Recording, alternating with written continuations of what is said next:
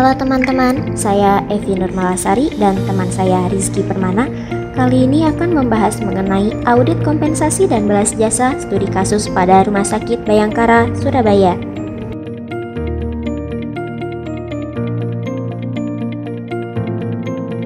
Dewasa ini, perkembangan perekonomian di Indonesia sudah berjalan dengan baik.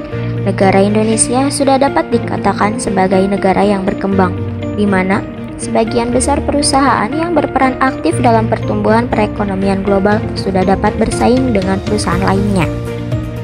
Untuk itulah, setiap perusahaan yang ada di Indonesia agar tetap dapat bersaing dengan perusahaan lainnya yang mungkin berskala internasional membutuhkan sumber daya manusia yang berkualitas.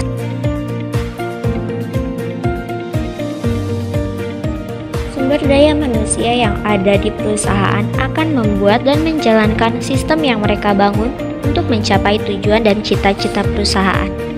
Menurut Bayangkara 2008, salah satu kunci keberhasilan perusahaan terletak pada kualitas SDM-nya. SDM yang berkualitas hanya dapat diperoleh dari pengelolaan SDM yang berkualitas juga.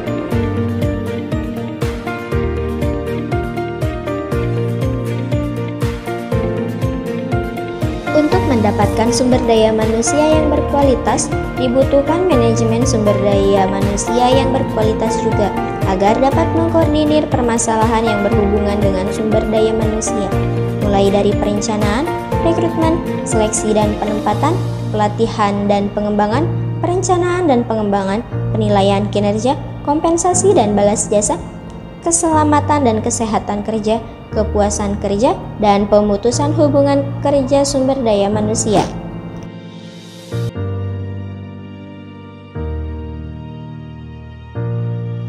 Evaluasi manajemen atas fungsi sumber daya manusia ini rencananya akan dilakukan pada Rumah Sakit Bayangkara Surabaya yang bergerak dalam bidang jasa.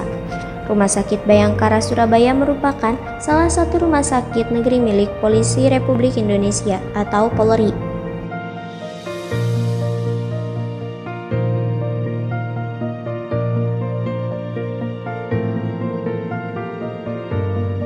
Pemberian kompensasi. Kompensasi merupakan imbalan yang dibayarkan kepada karyawan atas jasa-jasa yang telah mereka sumbangkan kepada perusahaan. Kompensasi bisa dibedakan menjadi dua, yaitu kompensasi finansial dan non-finansial. Sedangkan menurut KBBI, balas jasa adalah gaji dan tunjangan yang diterima karyawan mencakup gaji pokok, tunjangan langsung, yaitu bonus bagian laba, pensiun, dan asuransi, ataupun tidak langsung. Kompensasi dan balas jasa sumber daya manusia di Rumah Sakit Bayangkara Surabaya. Pertama, kondisi. Banyak sumber daya manusia, khususnya yang masih honorer, merasa tidak puas dengan kompensasi dan balas jasa yang diberikan. Kemudian, kriteria. Perusahaan sudah memiliki pedoman pemberian kompensasi dan balas jasa sumber daya manusia. Penyebabnya, pertama, perusahaan memberikan kompensasi dan balas jasa kepada sumber daya manusia yang masih honorer, sesuai dengan perjanjian kontrak yang dibuat antara perusahaan dengan sumber daya manusia yang bersangkutan. 2. Kompensasi dan balas jasa yang diberikan oleh perusahaan kepada SDM yang masih berstatus honorer rata-rata di bawah upah minimum kota atau kabupaten.